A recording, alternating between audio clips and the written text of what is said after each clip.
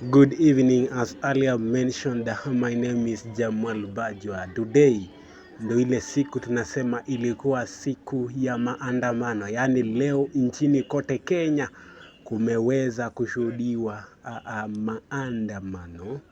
Na moja kwa moja tumeweza kusikia kuwa kinara wa Azimio Raila Odinga Amolo leo hii hakuwa na mambo mengi ya kuyataja, ila tu alitupa usukani wake kwake Kalonzo au Secretary Sifuna Edwin, ambaye aliweza kukamilisha medali yake kwa kusema kuwa viongozi wa timu ya Kenya Kwanza wamekuwa wanaweza kutumia mabavu kunyanyasa uchumi wa mwananchi wa kawaida, huku akisisitiza kuwa walikuwa wanatumia pia mabavu kuwaua watu au kuwalagai watu kwa njia ya mkato. Naam, sina mengi ya kukueleza, lakini ningependa mwenye uweze kutafsiri haya au uweze kuangalia haya ya kupe ukurasa kamili wa matukio yaliyojiri. Karibu. My name is Jamal Bajwa. Morning held a meeting to deliberate on the ongoing crisis in Kenya.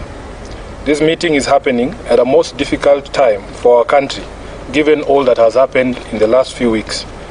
We are acutely aware that many families are still in mourning, having lost their loved ones, with civil society groups estimating that over 30 young Kenyans fell to the regime bullets in the course of the street protests. Many of these families are yet to bury these victims.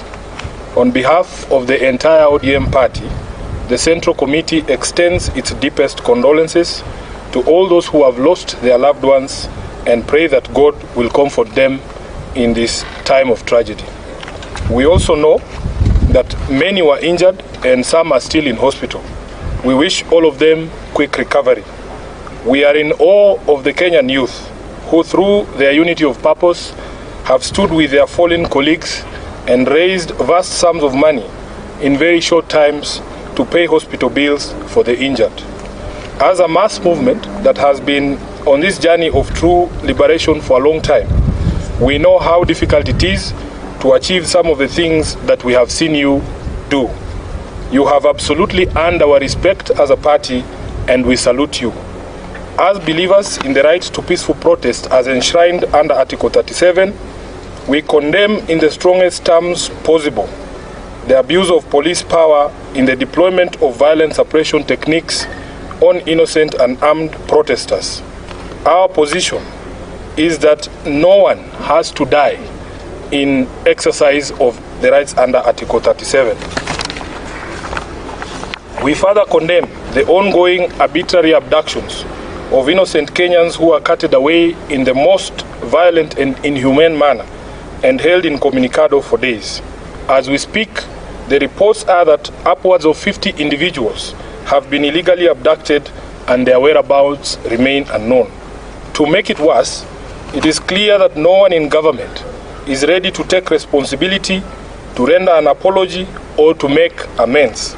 The head of state himself has tried to distance his regime from these killings, injuries, and abductions, instead conjuring up theories when everyone can see the blood on his hands. We have the most callous, insensitive, and obtuse regime in the history of Kenya. It is no wonder that chants of Ruto must go are ringing out all across our land.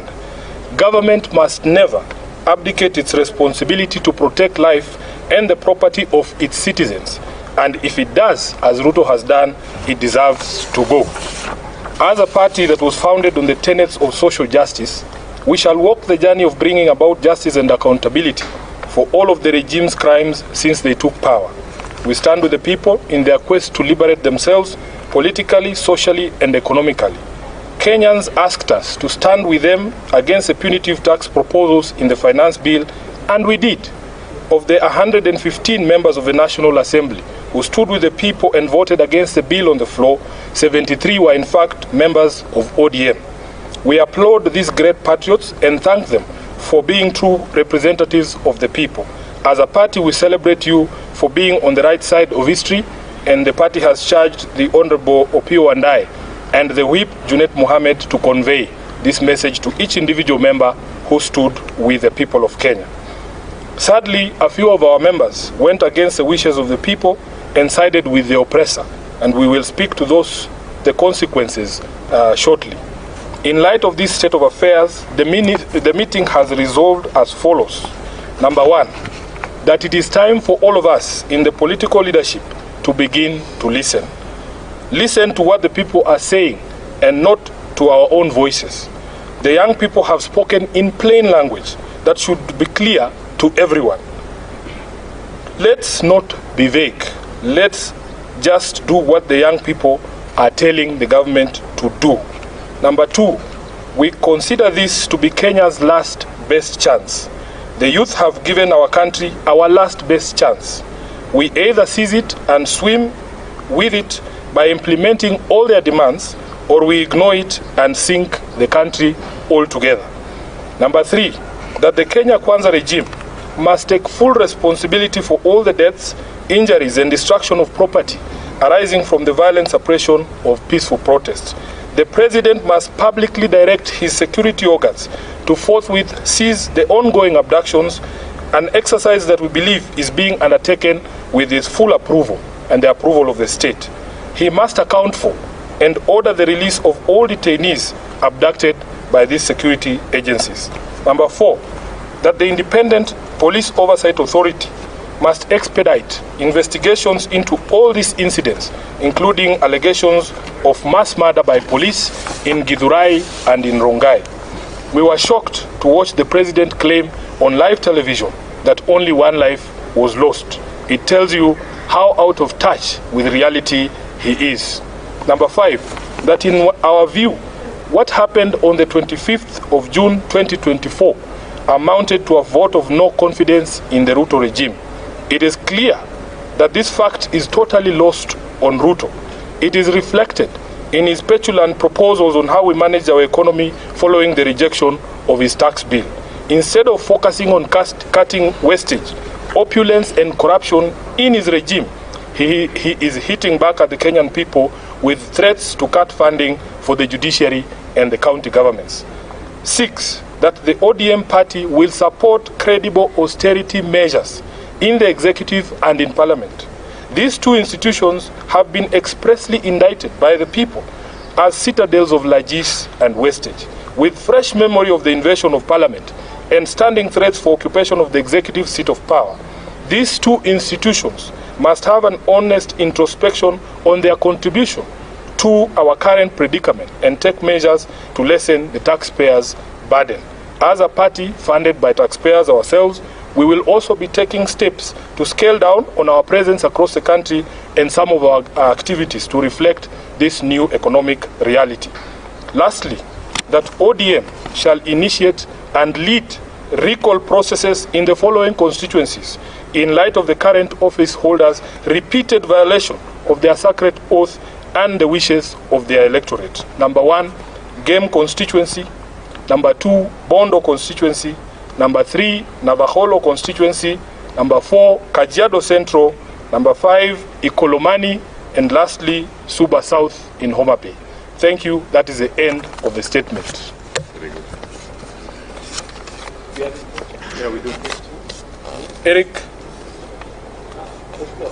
My name is Jeff. Jeff, yes. Sorry. I've seen the minority leader in the minority leader in the National Assembly.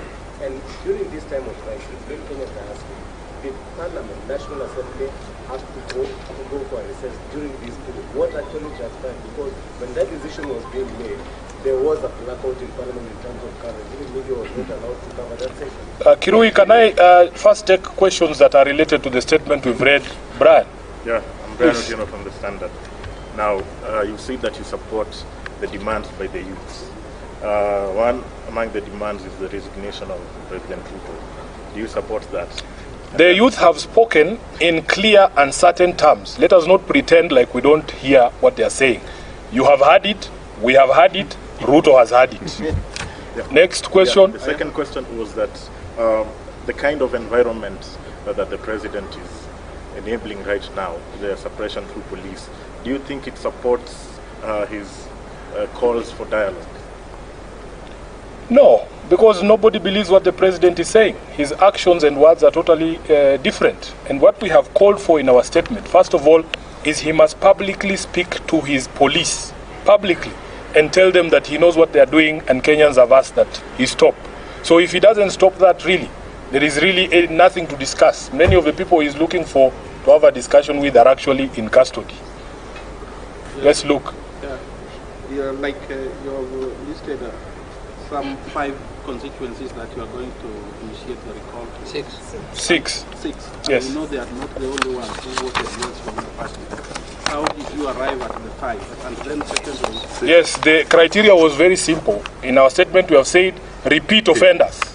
Those who voted against the wishes of the people in 2023 and again did it in 2024 because there are a few who met their Damascus moments this year. There are some who voted no. Yes, this is the criteria we have applied, Luke, and we want to be able to focus on these 6 as a lesson to all the others. Is there any other question? Thank you. Thank you very much. Asanteni sana.